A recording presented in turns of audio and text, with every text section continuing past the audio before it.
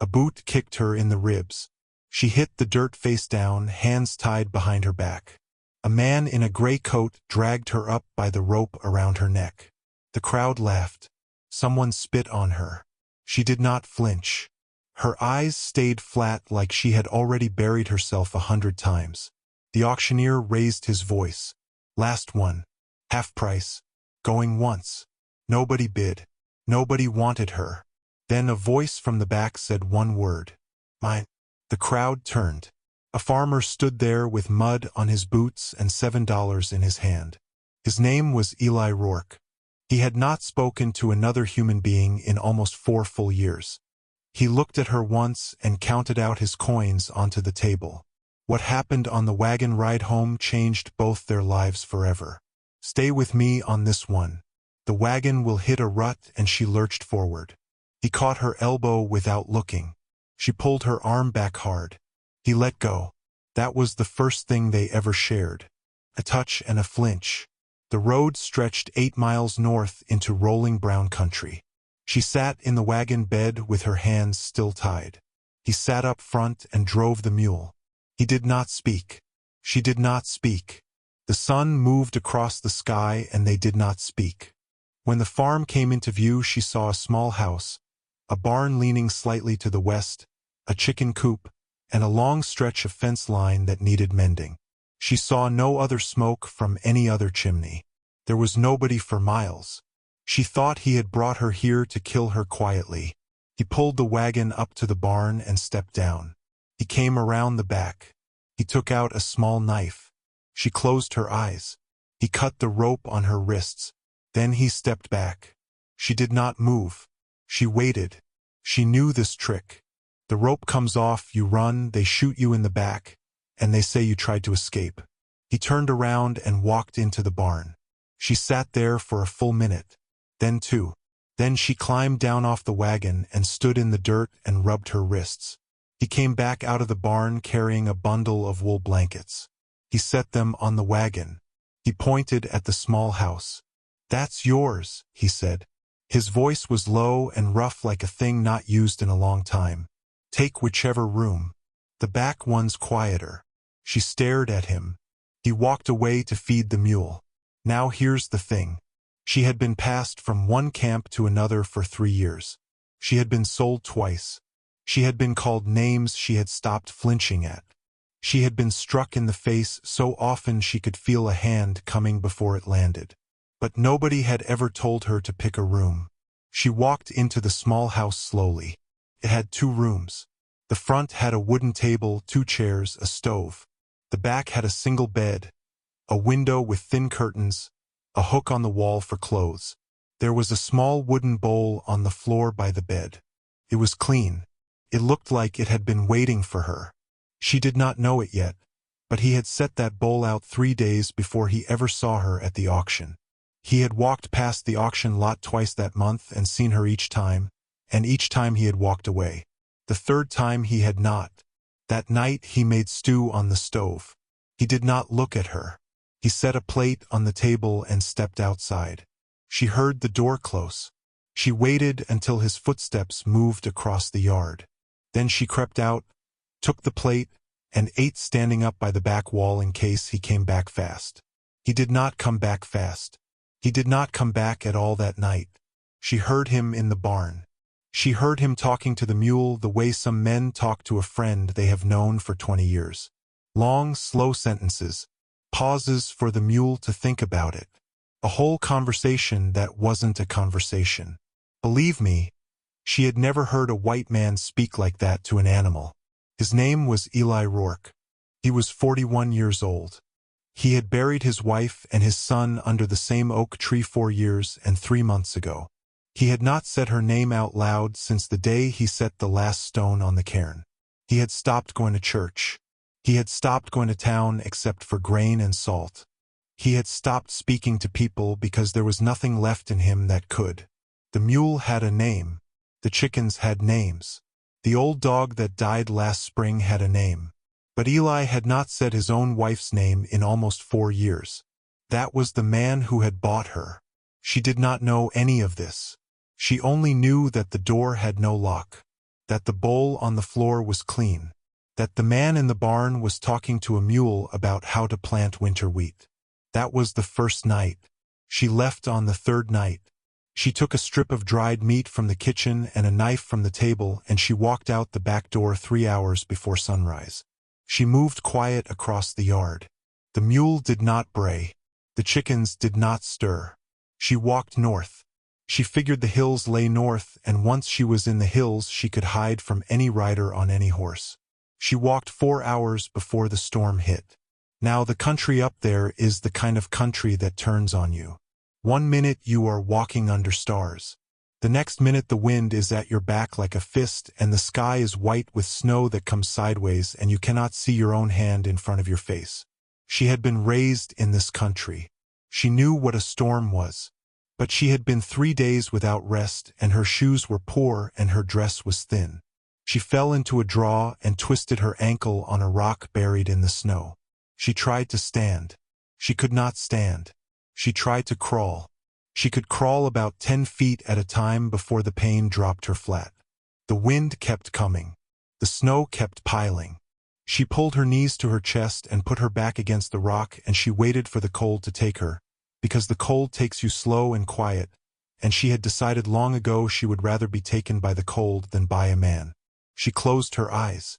She opened her eyes a long time later, and there was a hand on her face. A rough hand. The fingers were checking her cheek for warmth. She did not have the strength to flinch. She did not have the strength to scream. She just looked up at the dark shape kneeling over her in the snow. It was him. He had a wool coat wrapped around his shoulders and another one in his hand. He pulled her up and pushed his arms under her knees and her back and lifted her like she weighed nothing. She was not a small woman. He was not a young man. But he carried her 3 miles back through that storm without setting her down once. She heard him breathing hard in her ear. She heard him stumble once and catch himself. She heard him muttering to himself the way he muttered to the mule. He carried her into the small house and laid her on the bed. He took her shoes off. He took her wet stockings off. He wrapped her feet in dry cloth. He boiled water on the stove. He took her ankle in his big rough hand and turned it slowly and watched her face. When she winced, he stopped. He did not say a word. He went outside.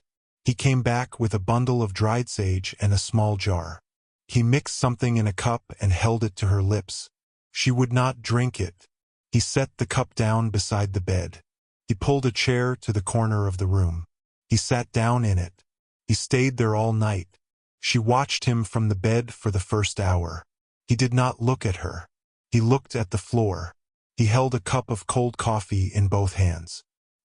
He had taken his hat off, and his hair was gray at the temples and longer than she had thought. In the second hour he started to speak. Not to her. To himself. Or maybe to someone she could not see. She would have gone north too, he said. She always wanted to see the high country. We talked about it. We were going to go up there in the spring. He took a long breath. I should have taken her, he said. When she first asked. I should have just gone. He fell silent again. She did not understand all the words. She understood enough. In the third hour she drank the cup of sage water. In the fourth hour she fell asleep. When she woke it was morning. He was not in the chair. There was a fire in the stove and a fresh cup of water on the table beside her bed and a piece of cornbread still warm to the touch. She ate it slowly.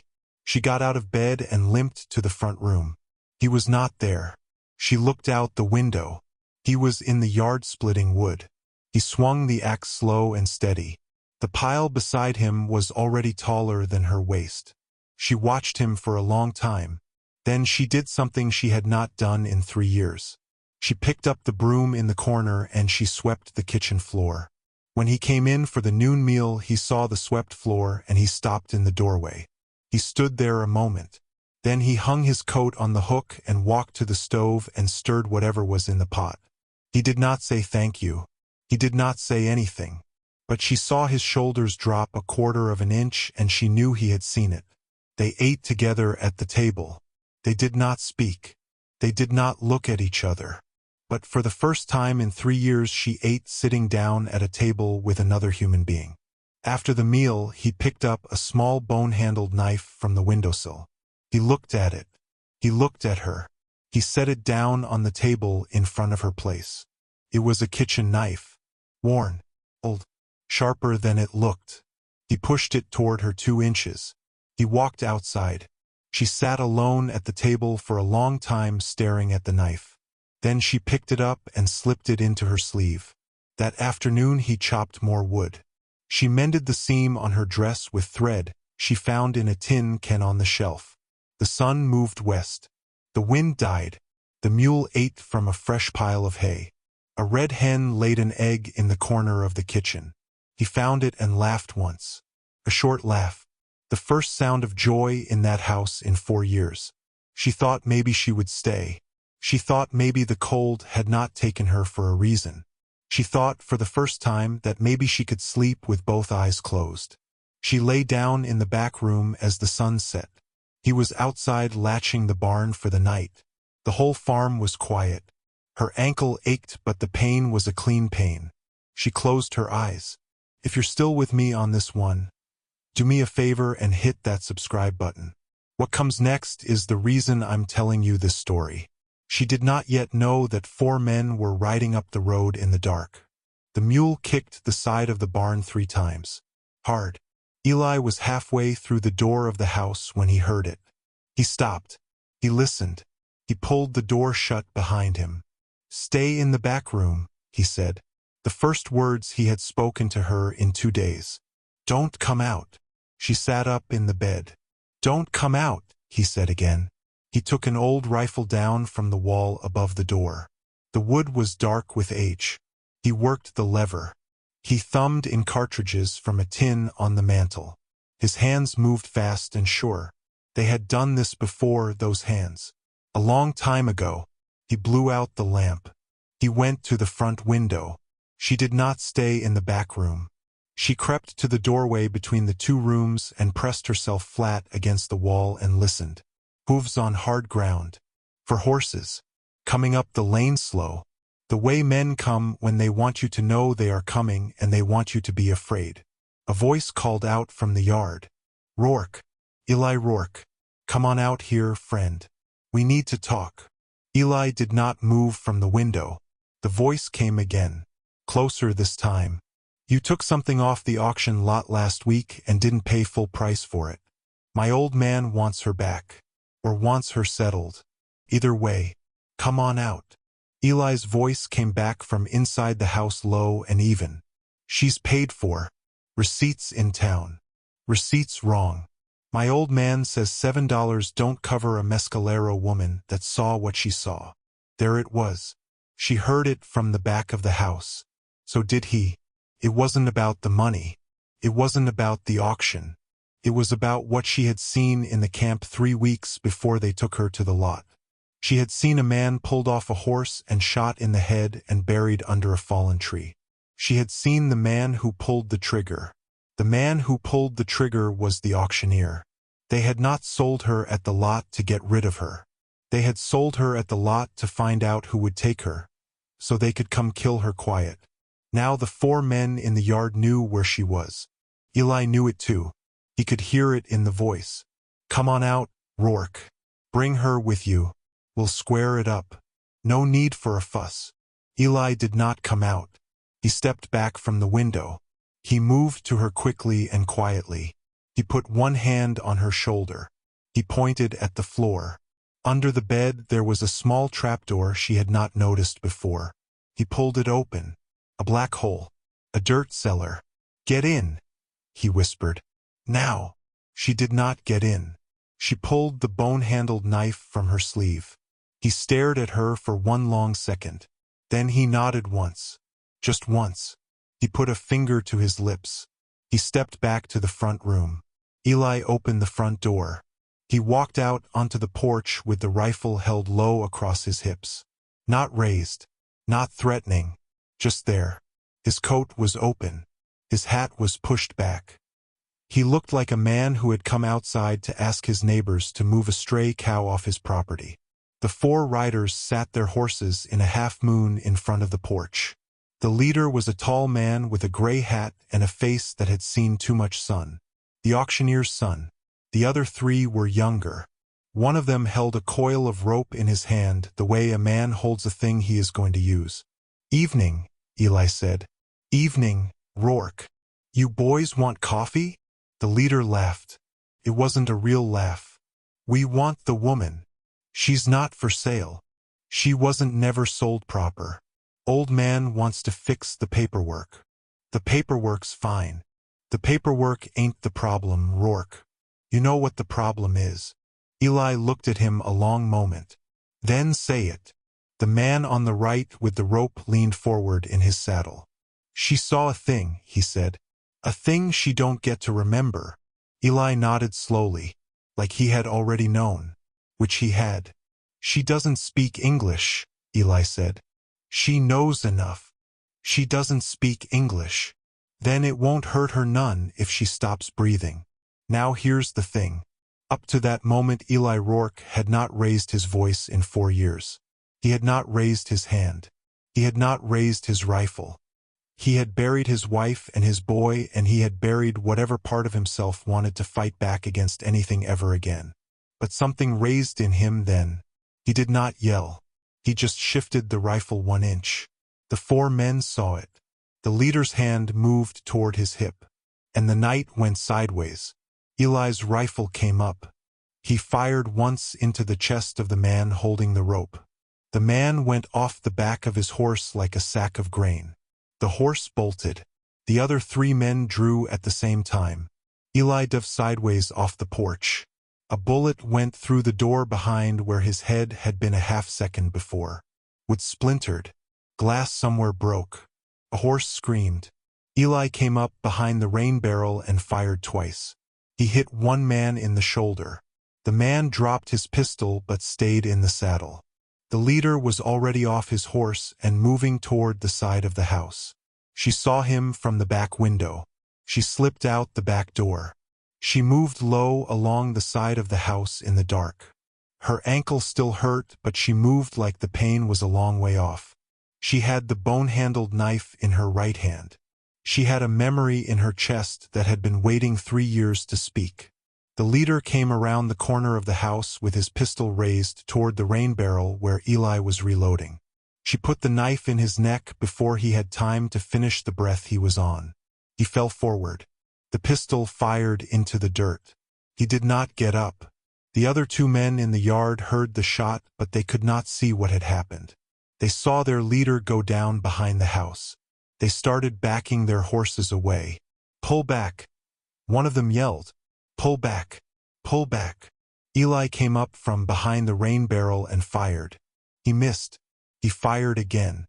He hit the second man in the leg. The man kicked his horse and the horse took off down the lane. The third man followed at a gallop. The shot man held on to his saddle horn with white knuckles and bled and disappeared into the dark. Then it was quiet. The kind of quiet that comes after something that loud. A ringing quiet. A quiet that makes your ears think the world has gone away. She came around the corner of the house. She still had the knife in her hand. There was blood on her wrist that wasn't hers. Eli was on his knees beside the rain barrel. He had been hit. She did not see it at first. He was holding his side with his left hand and the rifle was still in his right hand, and he was looking at her like she was something he could not believe was real. Then she saw the dark stain spreading under his coat just above his belt. She dropped the knife. She went to him. He tried to stand. He could not stand. He sat down hard on the boards of the porch with his back against the wall. "Got me," he said. He almost smiled. "I'm slow. I forgot I was slow." She pulled his hand away from the wound. The bullet had gone through his side just above the hip. Through and through. She had seen wounds like this before. She had seen men die from wounds like this, and she had seen men live. The difference was the next 2 hours.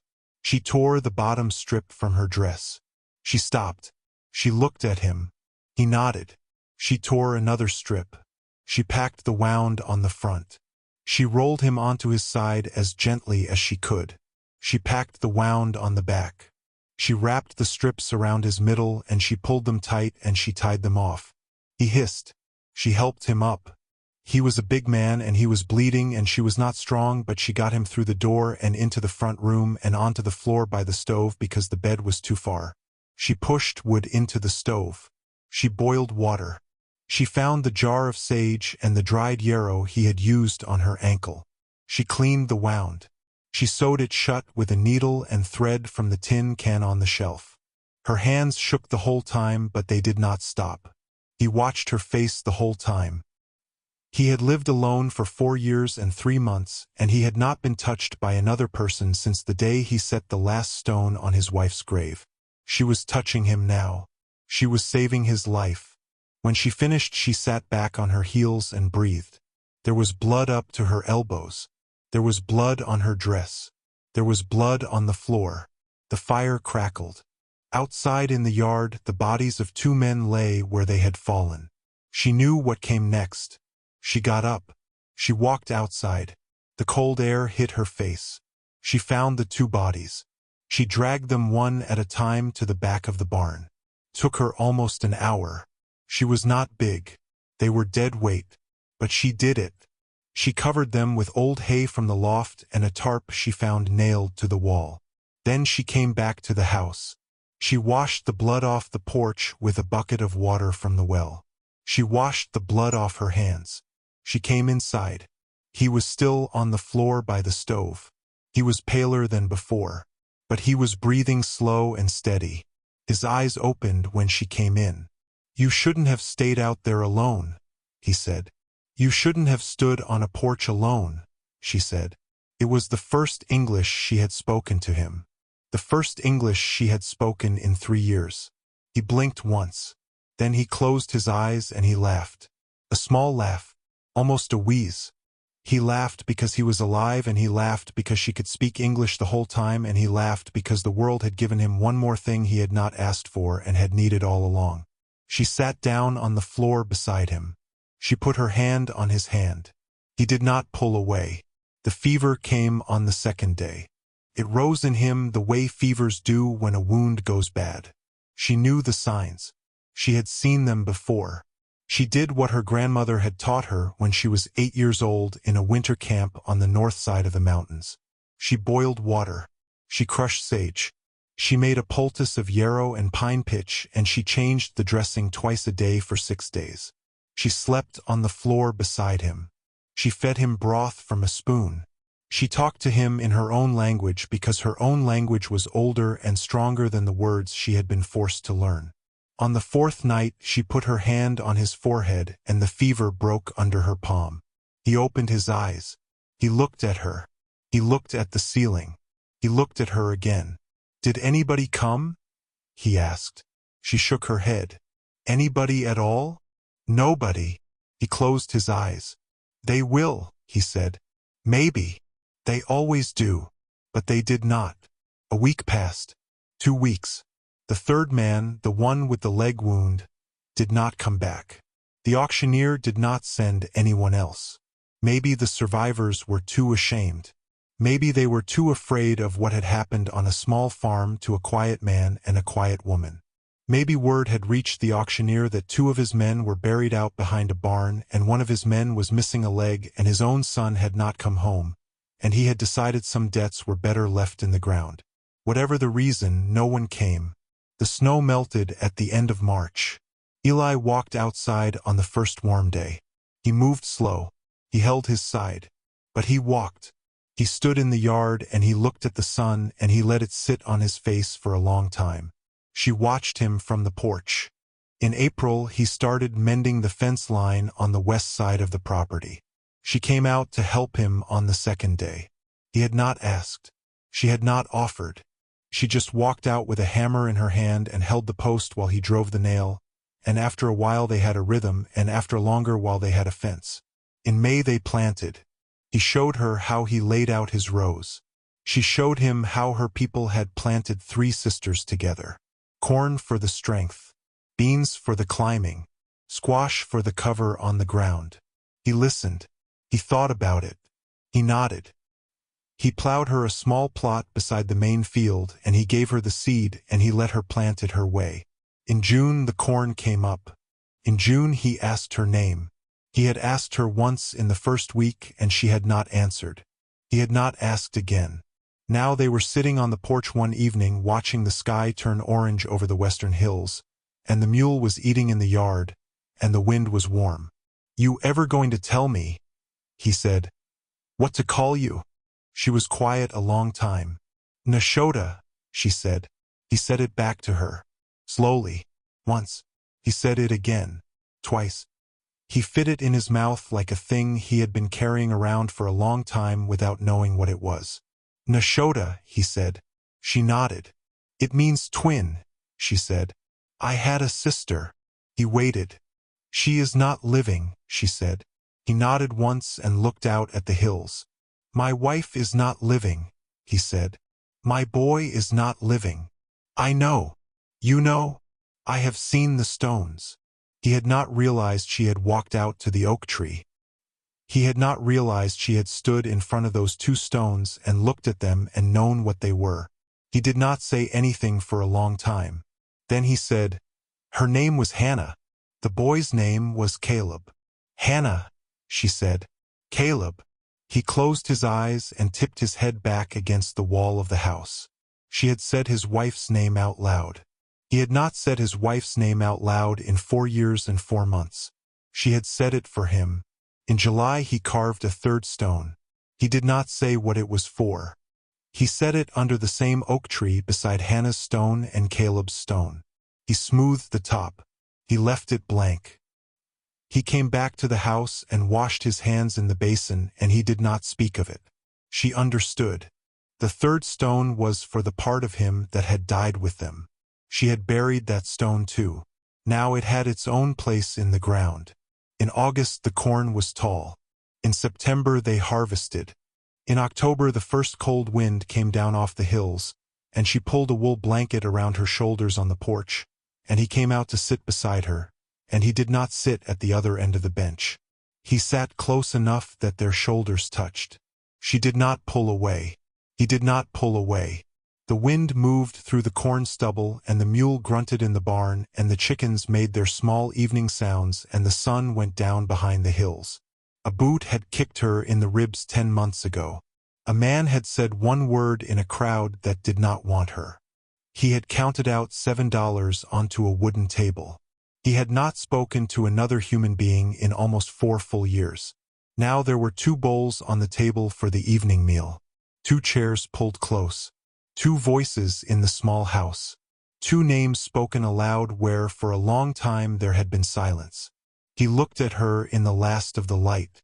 "I'm glad I went to town that day," he said. She put her hand over his. "I'm glad you said the word," she said. That was the whole thing. That was all of it. The farmer who had lived alone for 4 years was not alone anymore. And the last Apache woman left behind at the auction was not left behind. She was home.